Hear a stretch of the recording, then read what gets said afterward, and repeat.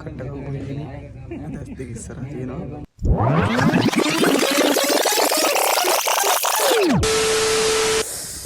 Hello මගේ රත්තරන් යාළුවනේ.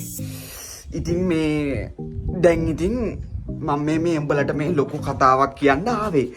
ඉතින් මේ කතාව කියන්න එනකොට මේ මාව ගොඩක් ගල් වෙලා තියෙන්නේ මේ හේතුව මේ මම දැන් ඉන්නේ කොරියාවේනේ. උඹලට පේනවා ඇති මම මේ එන උඹලට මේ කොරියාව ඉන්නවා කියලා පෙන්නන්න පට්ට කට්ටක් කනවා කියලා සීතලේ හිම වැටෙනකොට මේ තියෙන්නේ. මේ පේනව නේද? බඩු වැටෙනවා හොගාලා මේ. හා. විත කනවා කියනවා. ඉතින් අද වීඩියෝ එකකින් අපි කතා කරන්නේ මම කොහොමද කොරියාවට ආවේ කියලා. හරිද? එහෙනම් අපි මුල ඉඳන්ම වීඩියෝ එක බලමු. ඉතින් ළමයි ඩොක්ටර් කෙනෙක් වෙන්න හිටිය මට කොරියන් උනේ ගැහුවේ 11 වසරේදී. පේනවනේ කොච්චර ට්‍රැක් පැනලාද කියලා. ඉතින් මේ උනේ ඔලුවට ගහපු මට මේ උනේට යන්න පුළුවන් උනේ හරියට මේ ලෙවල් කරලා මාසෙකින්. ඉතින් මේ තියෙන්නේ මගේ උනේ නිට්ටාවටම හොඳ කරපු තැන. පොළොන්නරුවේ 2 යල පාරේ සෝල් ලංකා ක්ලාස් එකෙන් තමයි මං ඉගෙන ගත්තේ. ඉතින් මේ ඉන්නේ මට කොරියාවට එන්න වරන් දුන්න මගේ දෙවියා. ඉතින් ඕ ලෙවල් කාලේ පන්තියක් වෙච්ච මම මේ හරකෙක් වගේ පාඩම් කරන්න පටන් ගත්තේ.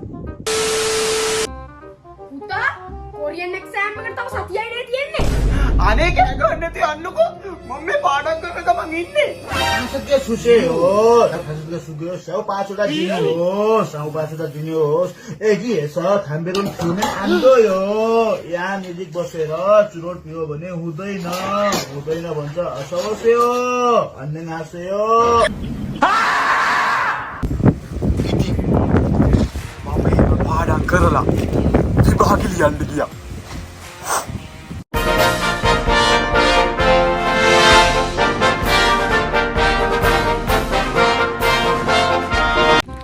විභාගෙ ලියන්න යනකොට වීඩියෝ එකක් ගත්තේ නැත්තේ ඇයි කියලා අහන්න එපා. මං හිතුවේ මං ඉතින් ගොනානේ. පේල් වෙයි දන්නේ නැහැ කියලා. ඒකයි වීඩියෝ එකක් ගත්තේ නැත්තේ. ඉතින් මේ තියෙන්නේ මගේ ජීවිතේ තවත් ලස්සන දවසක්. මේ 195 දැකලා කියනද? TikTok 195 මෙයා මේ හතේ. ඉතින් ඔහොම ඉද්දී මගේ ස්කිල් ඩේට් එක මට ආවා. ඉතින් ඔන්නෝම සුදු මහත්තයා ස්කිල් එකටත් ගියා. ඉතින් ඔන්නෝම මගේ ලකුණු රිසල්ට් එක මට ආවා. ඊට පස්සේ ඉතින් තියෙන්නේ මෙඩිකල්. ගූ ගන්නවා, චූ ගන්නවා, ඉන්ජෙක්ෂන් ගහනවා. ඉතින් කොහොම හරි මම ඒකත් පාස් වෙලා නැවතත් ගෙදර ආවා. ඉතින් කොහොම හරි මාව වෙබ් එකට වැටුණා. වැටිලා මාස 7ක් කරෝලයක් වගේ වේලුණ මට එකපාරට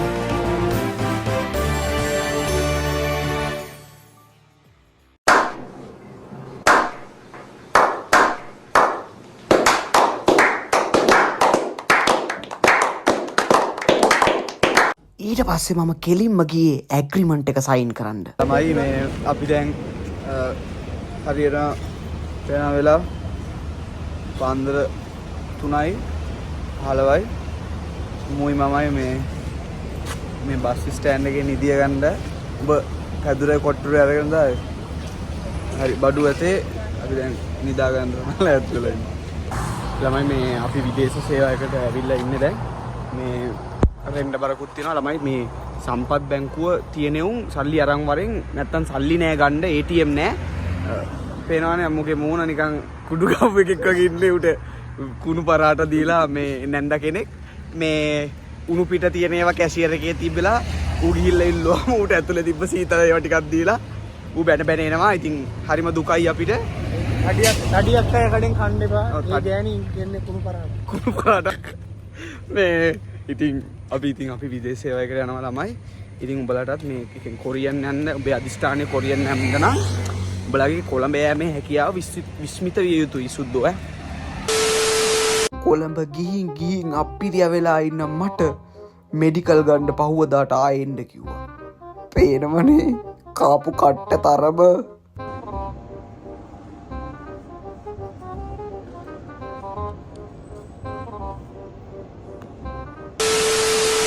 ඊට පස්සේ මම ට්‍රේනින් යන්න කොණ්ඩෙ කැපුවා.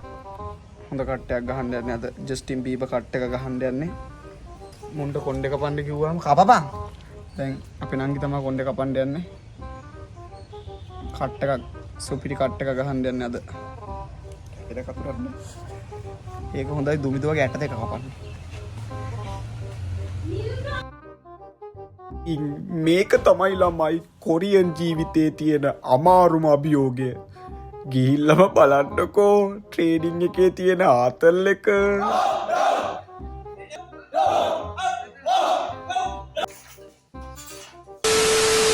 ඉතින් කොහොම හරි ඒ දවස ආවා.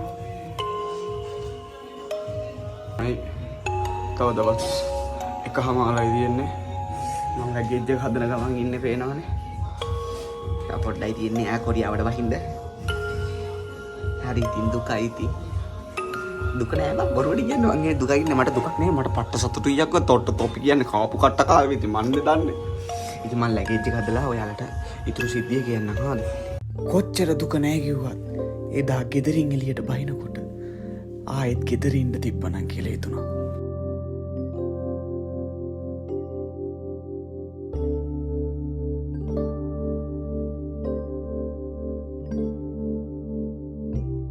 ඒ හීනෙට පණ වගේ ආදරය කරපු මට යන්න බෑ කියලා හිතුණු වාර අනන්ත වුණා.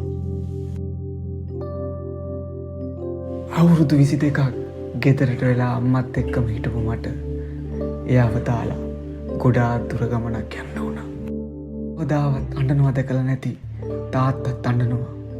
ඒත් දවසක ඔක්කොම සතුටින් තියන්න පුළුවන් විදියට ලංකාවට එනවා කියලා හිතාගෙන මං ගමන පිටත් වෙන්න ලෑස්ති වුණා. මොන හීනෙ තිබ්බත් ඒ දොරෙන් යනකොට දැන් නැගීම කවදාවත් මතක කරගන්න බෑ.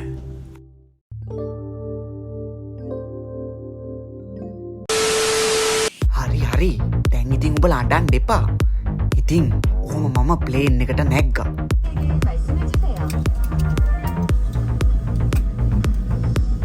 ඉතින් ඔන්න ඔහොම ප්ලේන් එකේ ආපු අපි ට්‍රේනින් සෙන්ටර් එකට අරගෙන ගියා. ඒ සේරම ඉවර කරපු මම දැන් ඉන්නේ කොරියාවේ. කාලෝ කෙල්ලෙන් උඹ තන යන්න එපා පැත්තේ.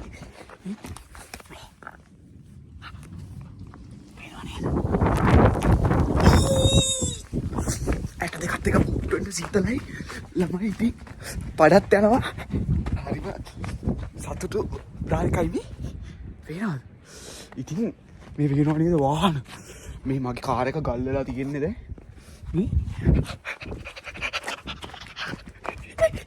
මං හරි විනෝදයි වගේ පෙන්නුවට හරිම විනෝදයි ඇත්තරම කිව්වොත්.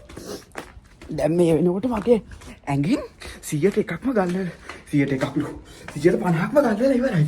මම මේ උඹලට පෙන්නන්නත් එපයි. දැන් ඉතුරු ටික කාමරේට ගිහලා කියන්නම්. ඉතින් ඔන්න ඔය විදියට තමයි මං කොරියාවට ආවේ. ඉතින් තව ගොඩාක් තියෙනවා. වීඩියෝ එක දිගින් මම දැම්මේ නෑ. එහෙනම් ඊළඟ වීඩියෝ එකෙන් හම්බෙමු. බයි.